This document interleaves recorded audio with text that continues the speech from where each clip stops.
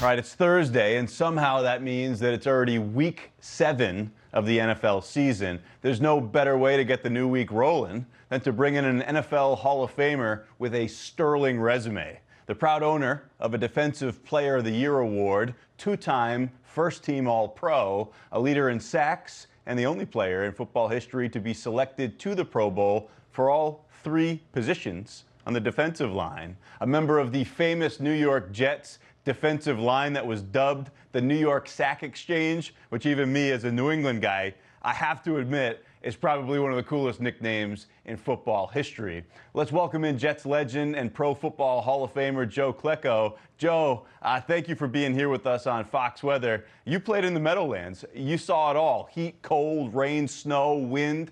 On the defensive side of the ball, did you have a favorite weather to play in? Yeah, as long as the offense hated it, I loved it.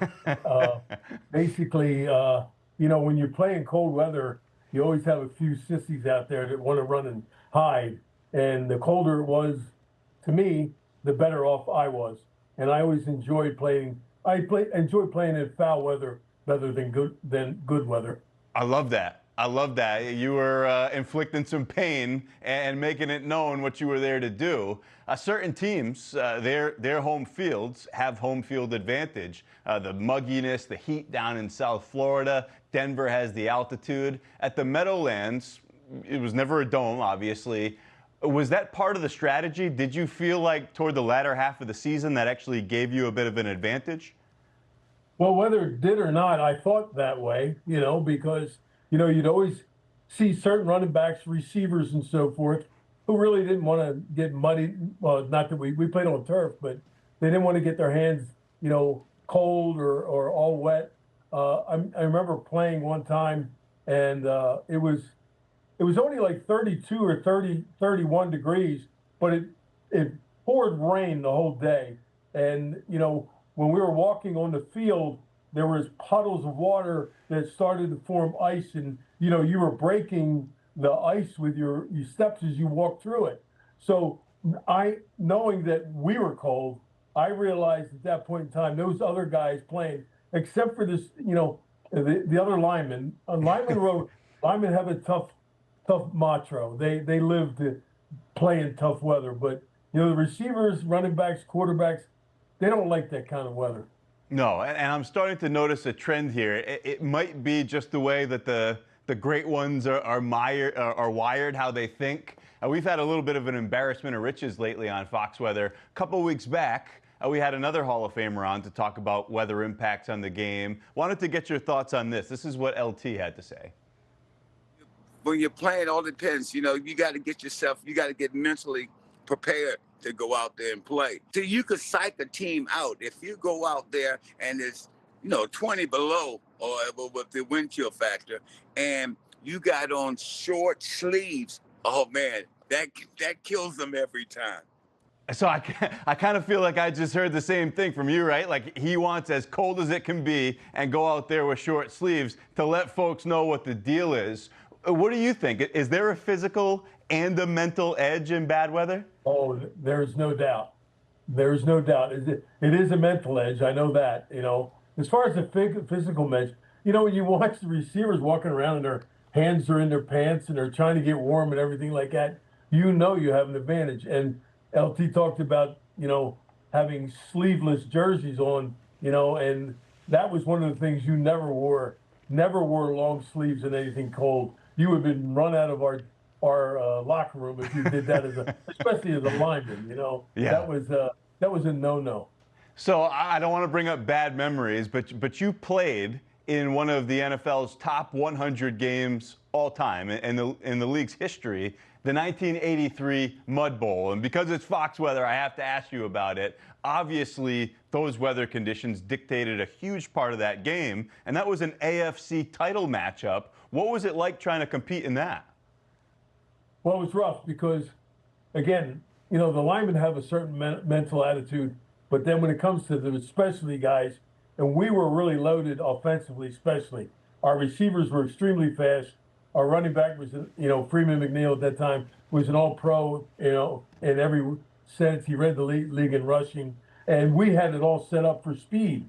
Don Shula didn't cover the field. And ever since that day when Shula didn't cover the field, the NFL created a rule in that offseason that anytime for a playoff game, the field has to be covered in any inclement weather. So we started a trend, but the bad part about it is we lost that football game, which is the next one would have been the Super Bowl. And in my opinion, we would have had a better chance than the Dolphins did against the Redskins. We would have had a much better chance because really nobody moved the football on us much. And how they won that game was A.J. Dewey had 3 interceptions, one for a touchdown, and they won the game 14-7. So if it would have been a little bit better on our specialty guys, I think we would have won the game. Wow, so that's NFL history right there. One of those games that maybe it felt a little bit wrong and the league had to react to it. It was like the tuck rule game. You have games like that in bad weather and adjustments get made. Before we let you go, I wanted to ask you, just thinking back, I mean, you had such a wonderful career. Maybe it was in 1981, it was the most dominant season. Did you have a game when you're thinking about the weather, good, bad, ugly, that you were like, this is pretty special just to be able to be out here on this field playing this game in these kinds of conditions?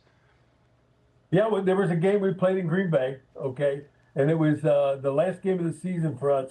And of course, Green Bay's weather can be unpredictable, when it comes to cold. And when we walked out on the field, even a lot of the guys that I was with on my team and all were wearing long sleeve sweatshirts under their pads.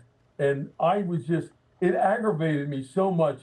As a team leader, I always felt I had to lead by example. And by example, I made sure I didn't give any sign of weakness in any way.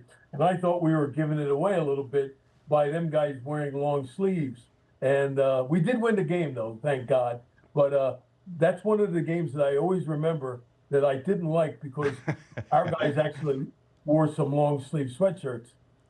Is there a guy in the league now, the stuff that we're talking about here, and having the mentality of using weather as an advantage? Is there a guy in the league right now that you're a fan of that you think kind of embodies that mentality? Yeah, I mean, as far as defensive linemen go, I think they have the advantage of the mentality when it comes to the weather. But as far as the guy I liked, he just retired though, and I was, it was Aaron Donald. He just retired, but Aaron Donald was the epitome of a defensive lineman that always carried everything to an edge. And by him playing in the cold weather, I remember he would never wear anything that would set him apart, to make him look, warm or whatever. And he was a fierce competitor. But today, defensive linemen as a whole, there's no sissies that play in the NFL. And as far as linemen go, they set the standard for toughness, especially the defensive line. Yeah, it's a grown man league right there. Who do you like? Who do you like this year as we're moving through the season? It's been kind of a funky first 6 weeks. We're moving into week 7. It feels like it's pretty wide open. I tell you, a lot of things changed in the last 2 weeks. Everybody looked at Buffalo as Buffalo being a tremendous, front runner and everything like that. And then they get knocked off twice.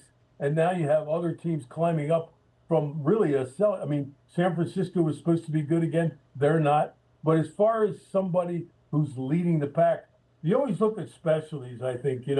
Josh Allen is going to be a guy that's going to be, you're going to have to contend with him, Even though they lost the game, their defense didn't play that well. I still think Buffalo is a little bit of the cream of the crop right now in the NFL. Yeah, I'm hoping that our Drake May is a lot like that guy right there, because he's a winner. New England they really won out by getting Mike Vrabel. Mike Vrabel's been proven why he ever got fired in Tennessee. I'll never know. And now he's done such a great job up there in New England that they're winning the division right now. They have the tiebreaker because they beat Buffalo. Right. And right now they're the front runner out there. Yeah, I love some of the comments he said this week about going back to the Music City, and I think that's gonna go well for the Patriots because of what he has going on. That game means something to him. Hey, it means something to us to be able to have a conversation here with a Hall of Famer. Weather's impact on the game. That's Joe Klecko, New York Jets legend, Pro Football Hall of Famer. Joe, great to have you with us. Thank you. Thanks, Ian. I appreciate it. All right, thank you.